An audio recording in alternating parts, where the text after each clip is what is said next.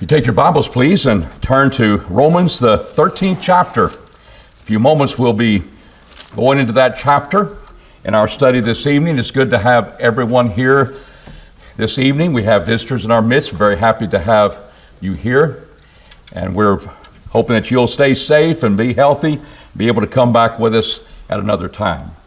But I want us to think a little bit about what it was like in the days of about 59 to 60 A.D., that if you were a Jew who has become a Christian, and you were living in those days and under the Roman Empire, say you lived in Rome, and you were a Jew, you begin to find out that maybe it wasn't so easy to be thinking about my Jewish background and now my life as a Christian.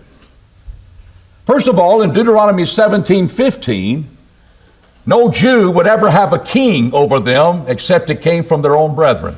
No foreigner could ever be a king of Judah. Deuteronomy 17 and verse 15.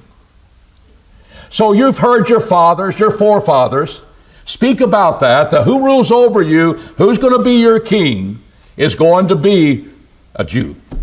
And now you are in the world, and you've come to Christ, and you realize you're living under a government they're not Jews. You've got Claudius. What has Claudius done? By the time you're living in 59 AD, he's already kicked the Jews out of Rome. Acts the 18th chapter, verse 2. And about 54 AD, we find that after Claudius, you have Nero. About 54 AD, he has become ruler. You don't know this yet, but he's a very cruel man. Because the first 5 years, he's very kind, moderate in his rule. But 59 AD, the day that we're looking at, that year, he has poisoned his mother, Agrippina, because his mistress wanted her dead. And he did that. You'll find out later that he was accused of poisoning Claudius's son, Britannicus. They thought, well, blood might be on his hands. You got a ruler who can be cruel. He hasn't burned Rome down yet. That's 64 AD. That's a few years ahead of you. But he will. And when he does, and blames it upon the Christians, you'll be able to realize just what a cruel ruler we have. So when Paul writes this letter in Romans 13, writes it to Christians in Rome, they were under that kind of a government. And as a Christian, it could be a very much of a challenge. It was needful teaching, living under a government that can be very hard and come down very hard upon people. How should we behave? How should we act? And so this evening, I would like to look at about 7 laws of citizenship that we find in Romans the 13th chapter that are good principles that take in consideration government and my life as a Christian and your life as a Christian. We're not going to talk about how bad the government is. We know how hard it can be and difficult it can be, living under oppressive government rule. But we're not going to speak about that. We're going to speak about what I should be in light of that, because the Jewish Christians, Gentile Christians, in the day of Rome, their government wasn't too nice either. And yet we see these inspired words, these words that come from the mind of God. This is my people, and this is how they are going to react to government. Bad, indifferent, good government. And so we want to look at those this evening. So we pick up in verse 1 of chapter 13, and we begin to realize that there's things that we understand about the government that is, first of all, ordained by God. It's appointed by God to have government. Let every soul be in subjection and to the higher powers, for there is no power but of God, and the powers that are ordained of God. I want to pause there and realize government, the rule of kings, presidents, governors, mayors, making decisions in our local facility and local government, there's a sense of God has ordained that. He's appointed that. And it's kind of like, it's hard to get medicine that you can't get off the counter unless your doctor prescribes it. That's what we're talking about. Prescribing government. The doctor prescribes this medicine, so you have the permission in order to get that particular medicine. God has ordained government, laws to govern people in this world. We're members of a heavenly kingdom, but we have an earthly kingdom. We have responsibilities. And we're to be in subjection to that government law. We see that in this verse. When you subject yourself, you're bringing yourself under the rule of another. Freely doing that. That's the way a wife is to be to her husband. She freely brings herself in subjection under his rule. And we do that with government because we realize it is indeed ordained of God. And verse 2 says, therefore he that resisteth the power, government power, withstandeth the ordinance of God. And they that withstand shall receive to themselves judgment. Judgment in time? Yeah, if you go against the government, you'll pay a penalty. But what about judgment in the last day? It doesn't rule that out because we are dealing with something ordained of God. Marriage is ordained of God, and every fornicator and adulterer God will judge in the last day. He ordained that. And this is where God is in our world, regardless of the character, because Roman government wasn't ever too good, maybe moderate sometimes. But that's the way we're to live. We can gripe about the government, well, we should be better and all those things, but it has the power ordained of God. We subject to that. Now, with every rule, we need to understand as a Christian, because we're in a heavenly kingdom, we're citizens of heaven, there is an exception to us subjecting ourselves to the government. And that's when their laws contradict the demands of God. Not our privileges, not our liberties, but the demands of God. For example, Acts 4:19 and 20, the apostles are saying, we don't want these people to be preaching in the name of Jesus any longer. So the government, the men in charge there, they said, we're not going to let you do that. Oh, we can only preach what we've seen and heard. In Acts 5 and verse 29, when that intense pressure comes upon them, he said, we must obey God rather than men. God wants us to react that way too. When they say you're no longer preaching his name, we resist that because we realize we reject that. We've got to keep obeying God. And that's why persecution happened. That's why Paul goes to prison. That's why the apostles were in prison, because they were preaching that name. That's why Peter is in prison. Well, why don't you submit to the government and shut your mouth? We must obey God rather than men. But we may not like the laws, and we may not be able to change the laws. And when they don't contradict our service unto God, and our requirements by God, then we will submit to that. Why? He's prescribed it. This is what he wants over us as we live upon this earth. Secondly, we're going to cooperate with the purpose of the state. The government has a purpose, and we're going to cooperate with that. Verse 3 and verse 4. For all rulers are not a terror to the good work, but to the evil. And wouldest thou have no fear of the power? Do that which is good. And thou shalt have praise from the same. For he is a minister of God for thee for good. But if thou do that which is evil, be afraid. For he beareth not the sword in vain, for he's a minister of God, an avenger of wrath for him that doeth evil. Here's government in the way God designed it. This is the way he ordained it. That he's going to praise the good, he's going to punish the evil. That's what government is there to do. And we're not speaking about how perverted it can become and what's evil, what's good. Those are upside down things that can happen. But this is what his purpose for government is. So if you don't want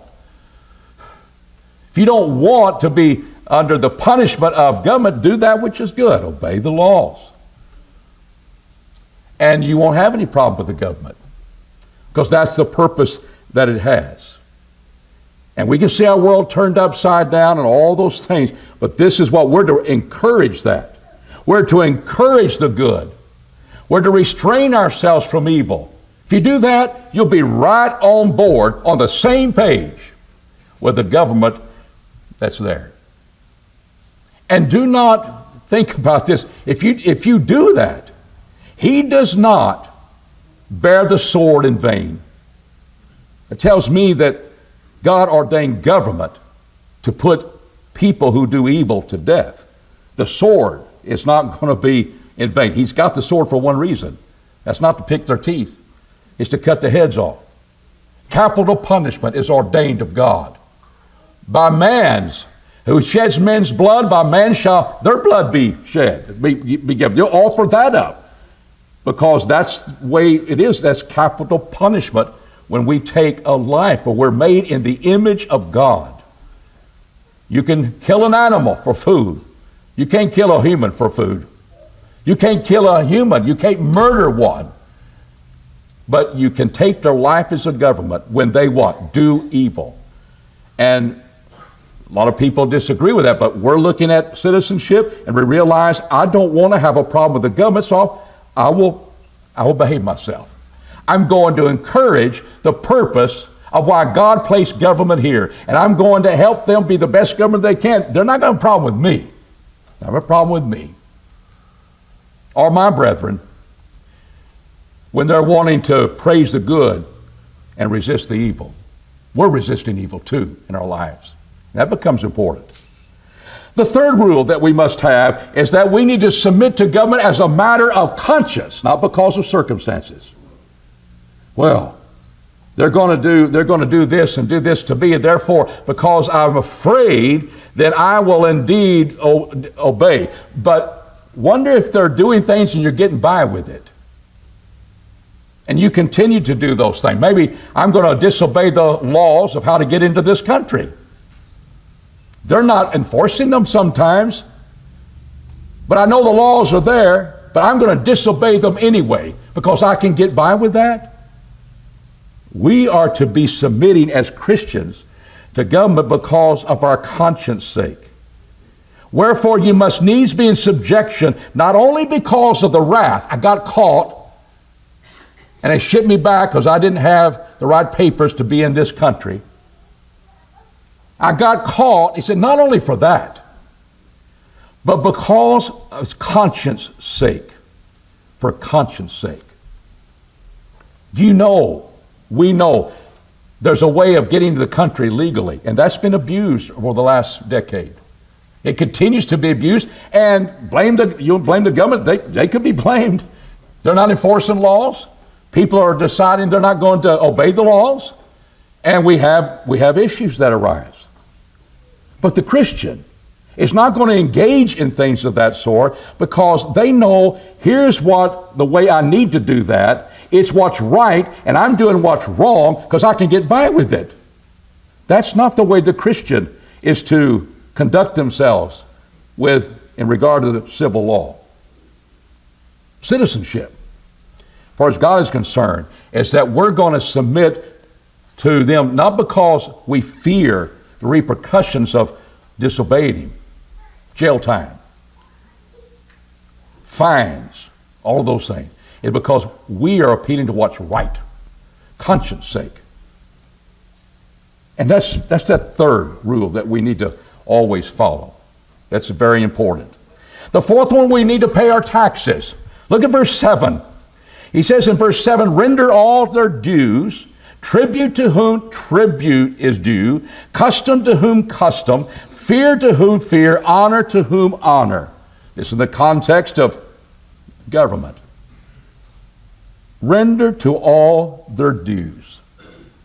Tribute to whom tribute is due. You can look at that and you can rationalize it and you still got to pay your taxes. Does that mean taxes? Yeah, it does. You give unto Caesar the things that are Caesar's, Luke 20, Jesus said. When they were trying to catch him, are you going to render to Caesar things and you would get in trouble with the Pharisees? Or you're not going to render to Caesar things, get in trouble with the Herodians and those people that were kind of upholding the government. We got him in a box. No, you don't. Caesar gets what he deserves. God gets what he demands and serves. And part of serving God is that we're going to be good citizens and we're going to pay our taxes. Now we're going to pay our income taxes. Well, it didn't happen in this country until after 1900. We were established in 1776. I don't think we ought to pay them. Well, it's law now. And we're to pay our taxes. And we're to do that in a way that is fair and honest. And there's your conscience coming in. It happens every year. And it's coming up now. We're getting our forms in, and you better get it in early because you may never get your refund. Things are messed up right now. And so we do our taxes. Well, we ought to do our taxes. Jesus wants his people to give unto Caesar the things that are Caesar's. Here's something ordained of God, and it's going to be supported by taxes. Well, you're a businessman. You got goods, maybe shipping from China or going to China or coming back from China. You got some ways that you can cheat the government. And when we talk about our goods, that's just fair game. That's part of being business and being one that's in a capitalistic system. I'll pay my income tax. But the custom on my goods, custom to whom custom is due. Goods and services. You're not going to dishonor what that costs in order to ship things and pay those custom dues. Tribute to whom tribute, there's my taxes. Custom to whom custom is due. And there also in that verse is the idea of fear to whom fear. I'm reverencing the government. Honor to whom honor to has honor. That's the one that's official in power. That's the governor. That's the king. That's the president. That's the government. And you are paying to them. Sometimes out of your heart and your attitude, sometimes out of your pocketbook. But that's being a citizen. That's a Christian. That is a citizen of heaven living under a secular government. And we have responsibilities toward it. Supporting it, money, honor, reverence. The fifth one is that we owe no man anything but love. Well, that doesn't have anything to do with it. We got a new paragraph going. I'm saying there's 7 laws of good citizenship. And this is part of it too. That will help us to be good citizens in a righteous way. Owe no man anything save to love one another. For he that loveth his neighbor hath fulfilled the law. Does God say that we should never borrow from anyone? That borrowing is bad. It may not be a good financial decision for you at the time when you think about that. There's all sorts of ways that you can borrow without paying penalties. There's laws set up for that. You take money out of your IRA if you're less than 59 years of age. If you pay it back in 60 days, you won't get a 10% fine. Some people do that because they want to buy a house and they need that money and they'll sell their house and they'll put that money back in. You can do that. That's law. You can do that. You're borrowing from something.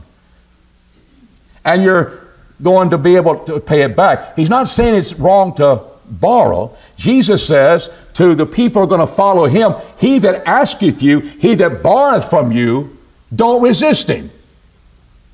Well, if borrowing is wrong, you would be enabling somebody to sin if that's wrong, because you're never to resist them. You're to help them.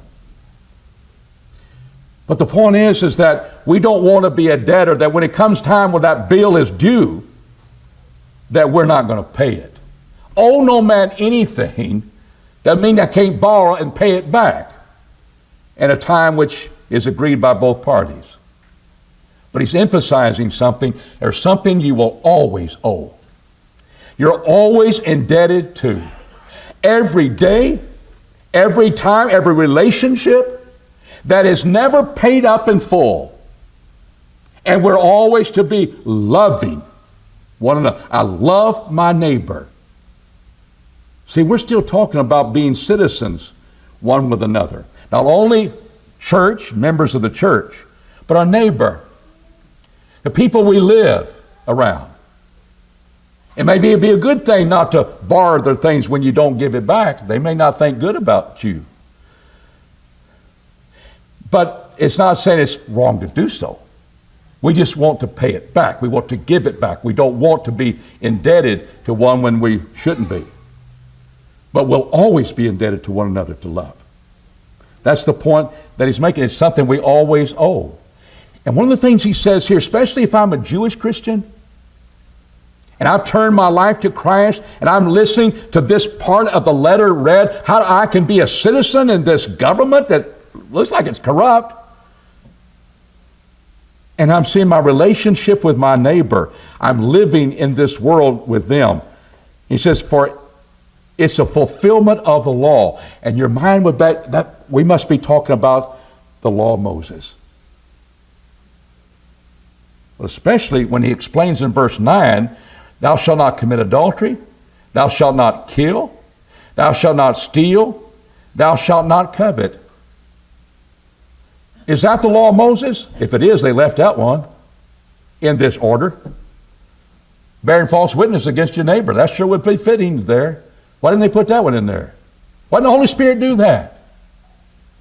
He didn't set forth any of all the laws that pertain to a relationship with one another. He could have. Honor your father and mother. That needs to be there. What he's saying is there's a fourfold completion of law.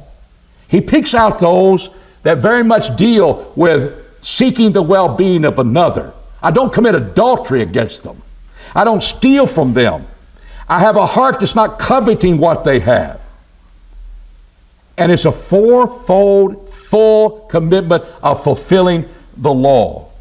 And it's just summed up in the word, namely, thou shalt love thy neighbor as thyself. We're not under the law of Moses as we become a Christian. Romans 7, through Christ's death, we died to the law. Paul argues that in Romans 7.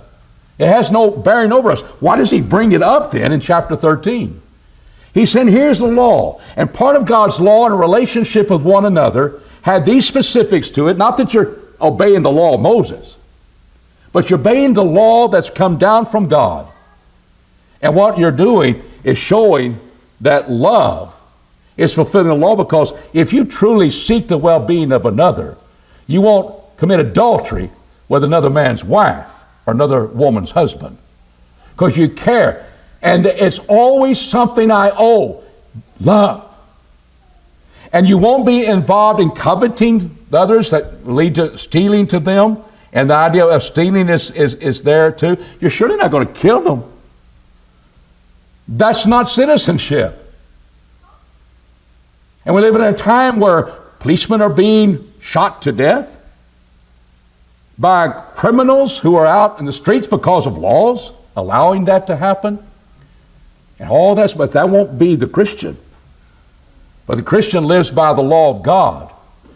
And when they have their freedom, whatever form that comes, it won't be the freedom to satisfy the flesh. It won't be a freedom to do what I want to do and be selfish. Love is not selfish. Love is always the active goodwill and wanting the best for another person, not to take from them. And that is something I'll always have to owe. Isn't it interesting that when I love my neighbor as myself, Leviticus 19:18, it seems to sum up that part of the law in relationship with one another, though he wasn't talking about the law of Moses because he didn't mention all of them, dealing with our relationship with one another.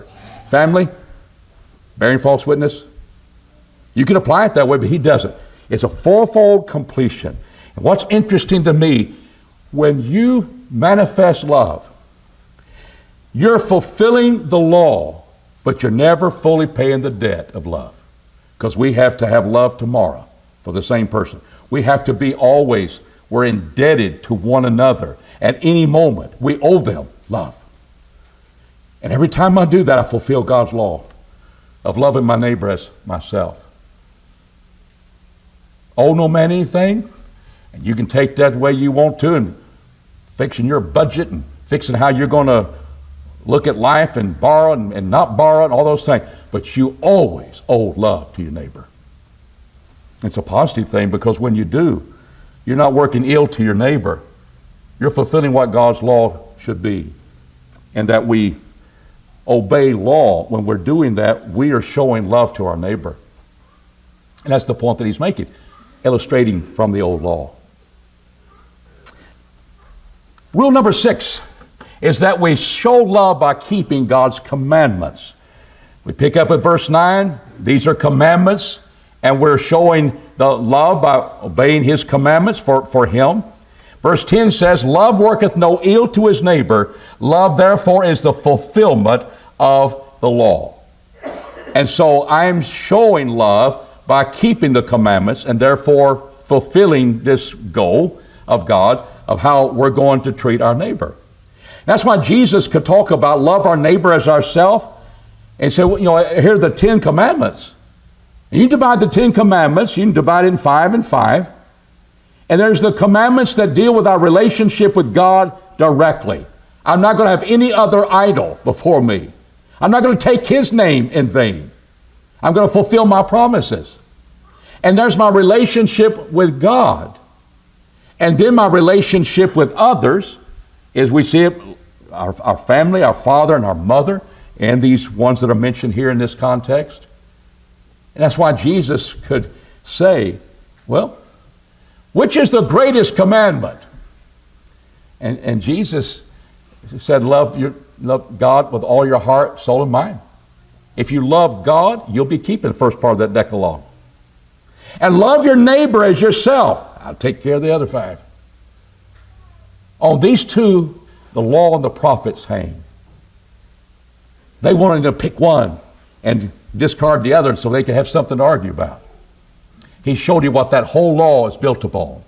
And God's relationship to him directly, how they should fear him and honor him, and then honor one another. And government comes into that place. And when we're treating our fellow citizens, our fellow neighbor that way, that's a good person to live by. And that they're willing to lend to you when you need it. And they're not enabling you to do wrong. And they pay back what they owe. But they seem to be indebted all the time to try to help me when I'm in need. That never is fulfilled. That never stops being given. That's a pretty good neighbor. That's good citizenship. That's the way we should live. Number 7, we realize that living the highest characteristic of life, the best life you could live, is living as a Christian. And we see that in verse 14. What you see here is that there's a day of accountability and a day of reward ahead of us as Christians, and we understand that. No, it's not April 15th, or in my case, October 15th, when you want to get an extension. You don't have a deadline to meet, paying your taxes. There's not something out here the planet may destroy, and we're supposed to have 12 years left and all those things. All that's noise. He can come anytime. We understand that. But we know what's ahead of us. And we know that we live in a world of darkness. We prayed that. And you've got to be living somewhere besides the world to not see the darkness around you. And it can be depressing. And it can wear heavily upon us. But we also need to see the light. See the light. Notice 3 things in these verses that hit on those 3 categories. This knowing the season, that it is time for you to wake out of sleep. For now is salvation nearer to us than we first believed. When I first believed, I was saved, wasn't I? When we're baptized into Christ's death, we're walking a newness of life. Wasn't I saved from my sins? Yes. That's not the issue here. What about the salvation of your body from the grave? Has that been secured yet? Well, yes, in the sense that Jesus was raised, and therefore I am going to be raised. Yes. The redemption of my body is still ahead of me. That's something I'm looking forward to. And what is interesting, we think about why body? Why body? God's interested in our bodies. He created us with one. And what is interesting in 1 Corinthians, the 6th chapter, when it's speaking about fleeing fornication in that context, he says the body is not for fornication. And that's true. The body is for the Lord. That's true. But get this next one. The Lord is for the body. I got my body submitting all of its desires and the stewardship of my body and keeping it pure, because the Holy Spirit abides in me through the Word, and I want to keep my body pure. I'm going to flee fornication. I'm going to stay away from that sin. But the Lord is for the body? This is one way you can say, yes, He is, because He's going to raise that body and give us a glorious body that's never going to corrupt again, never going to get sick. No viruses will take it down. It will be a spiritual body, but it'll be raised from the grave. That body that's turned to dust, it'll be raised from the grave because He's for the body. And that will be part of salvation. Salvation from the grave. It is nearer to you than when you first believed. We can start counting down when we become a Christian. And every day I'm closer and closer to the day of salvation. I got something glorious to be looking forward to. That keeps us focused.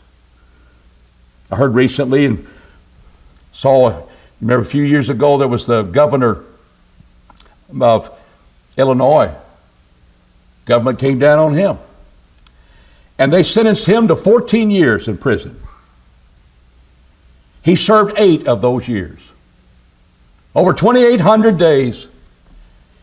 And what he said when he first entered, he felt like he's innocent, he still does. But President Trump took care of that before he ended up being the president, and he suspended that lengthy deal and feel like it was unjust and all of those things. So he's, after 8 years, but 8 years he's there. Here's a governor taken down by government. But his attitude was, the only way I'm going to survive. He did not go into, he had his lawyers with him, and 30 minutes before he was to enter the prison, he said, I don't want to give them more than I have to. And they went to a coffee shop. And when he went into prison, he said what helped him is that the clock was ticking. And every day I was a day closer to getting out. 14 years with him. But every day I was a day closer. I don't want to lose sight of that. I want to conduct myself in a way they're not going to break me. It's not going to destroy me. And that's what we do as a Christian. Every day we live to all His glory. We use all of our energies. We go through all the difficulties, and we get discouraged, and we come back and get refueled by our relationship with God. One of the things He says, there is a day that's closer today than it was yesterday. Wake up to the realities that are ahead of you. So, the night is far spent. The day is at hand. Let us therefore cast off the works of darkness and let us put on the armor of light. See, the armor of light is I'm closer to heaven today than I was yesterday. And there's other things that can help you with that armor. How do we resist the temptation? So let us walk becomingly as in the day. What's that like? Well, it's not in reveling and drunkenness. There's your darkness. And notice the pairs are brought together. There's reveling, that's party making. Loud, boisterous parties. Well, how did that happen? Because they're drunk. They're in the process of becoming drunk. Drunkenness goes with reveling. Reveling, apparently, you can't have a party without drinking. That's the world. That's the darkness. And the times that I have feared the most in driving the streets of Houston was after 2 o'clock in the morning. Sometimes I've been driving back from a meeting and I'm 2 o'clock in the morning. And sometimes my car's doors seem like they're going to be blown off. Because some guy that's coming down the freeways and he's going this way and that way. I said, I don't know where he's going to pass me by. What's happening? They let the bars out. They close down, and they're still drunk. And we see that. That's not good citizenship. That's the dark side of things. Not in reveling in drunkenness, not in chambering and wantonness. There's the sexual relationships, the fornication and adultery. It's wantonness. It is the sinful desire for one that I don't have a right to. They go together. And strife and jealousy. What leads to strife and division? Root of it a lot of times is jealousy. I want what they have. And I can have that can end up being envy. I don't care if I get it now, but they're sure not going to get it. Whatever that is, praise, fortune, whatever. And because we have strife with one another, why did that come about to that division? A lot of times it's jealousy. That's darkness. That's not the way that we want to live. But put on the Lord Jesus Christ and make not provision for the flesh to fulfill the lust thereof. We have been freed from sin, but we do not have the right to have freedom from not serving the Lord and freedom for, I can just serve my flesh. No, you can't do that. We don't make provision for the flesh to fulfill the lust thereof. I'm still talking about being a good citizen. I'm still talking about being a good neighbor. And you're living just the life. I'm living for Christ. And I am sitting here in 59 AD, and I'm realizing this is probably the best way to be a citizen. Righteousness exalteth the nation. Iniquity is what is a shame to any people. And what happens is that government, especially our government in the United States, and that's why I'm talking to people now. That's what we're living. We're living under ancient Rome. Is that it is set up, and we can only be governed when we self-govern ourselves. That's citizenship.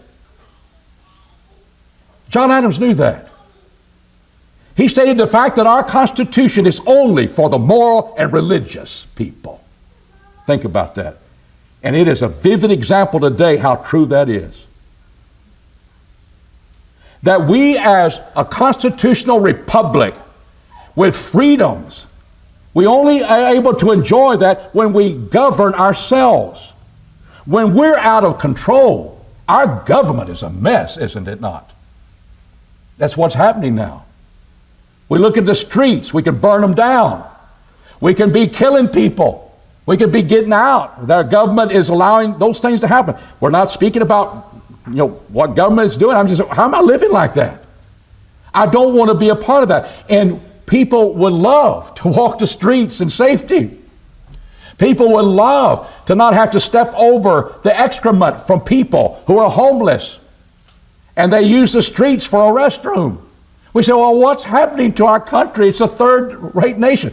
Boxcars are being looted and they leave the trash out. What's happened to our country? We don't govern ourselves.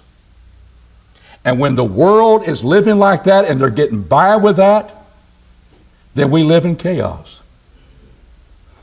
I would think every governor, every president would like to be sitting over a country that is manifesting the character of a Christian. They may not like Christ and they may not believe in God. But one of the things that we can show, this is the best life we can live, especially under our Constitution. With freedoms, we have to govern ourselves if we're going to keep it. And the best citizen you can be, you may not be a mayor, not be a congressman, a senator, or president.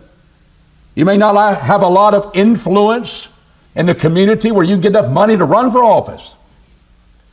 But you and I as Christians can live the life of a Christian and realize that's the best citizen you could ever rule over in a government. Self-governing, honoring the government, promoting its cause, and living the lives that would be something that's exalted among people. It's how we can answer foolish hearts and foolish mouths and people who are ignorant of the truth. Remember 1 Peter, the 2nd chapter? The Apostle Peter speaks about the fact that we're not to be serving our flesh and wars against the soul. But what Peter also does next is speak about our relationship to our government. Listen to what he says in 1 Peter 2, and beginning with about verse 13. Be subject to every ordinance of man for the Lord's sake. I'm doing it for the cause of Christ. But I'm submitting to every ordinance of man. It sounds like my government, my laws I'm under. Whether it be king as supreme, or under governors as sent by him, for vengeance on evildoers and for the praise of them that do well. That's what Romans 13 has been teaching us. That's the purpose of government. For so is the will of God that by well-doing, we should put to silence the ignorance of foolish men. Put to silence the foolishness of ignorant men who said, Christians are nothing. No, you're going to be shining. And just living the life as a Christian, you're going to be a good citizen. You're going to be a good neighbor. And what you'll find is that citizens of a heavenly kingdom realize we have earthly responsibilities, and part of that is our relationship to government. But I want to sum up that this is the best life that you could ever live, when you obey the laws of the land, working no ill to your neighbor, living godly and pure lives before the world. You will be the best citizen and well-pleasing unto God, and a very much comfort to people who are affected by the sorrows and the trouble that comes when people serve their flesh. And they have no respect for law, and they're not going to govern themselves. They're going to do exactly what they want. Stealing, killing, all the things that go with the idea of darkness. See, being a good citizen is looking that heaven is there. My clock is ticking. I don't want to miss that on the glories of heaven. And I will live a holy life. It's the best life I can live. In doing so, I will be a good citizen of the heavenly kingdom. I'll be paying my dues. I'll be honoring the government. I'll be living the life that was be no evil to be punished. And that's the way we're supposed to live. And that's how a Jewish Christian, that's how a Gentile Christian was to react to a very corrupt government, ruled by kings who had very little freedom. The power of government in any form can come heavy upon the citizenry. And you and I are citizens. But what is the great thing is that we've got one who has more power than all, the King of Kings and Lord of Lords. And we could submit to his will. In doing his will, we will be the best citizens we could ever be. Let these 7 laws, let these 7 principles from Romans 13 govern your life, and you'll be fulfilling what citizenship is in the kingdom of heaven. This evening, if you're not a Christian, we want to encourage you to become one. We can only have our sins washed away by the blood of Christ. We come to him with our faith and obedience of faith. We trust that he died for us, he's raised for our justification. I want to be baptized into Christ. Why? I want to die to my sins and be washed by the blood of Christ that was shed on the cross. I want to be baptized into his death. I want to be raised to walk in a newness of life because of his resurrection. And we can help you do that. If you want to be right with God, this is the best time and the best place to do it.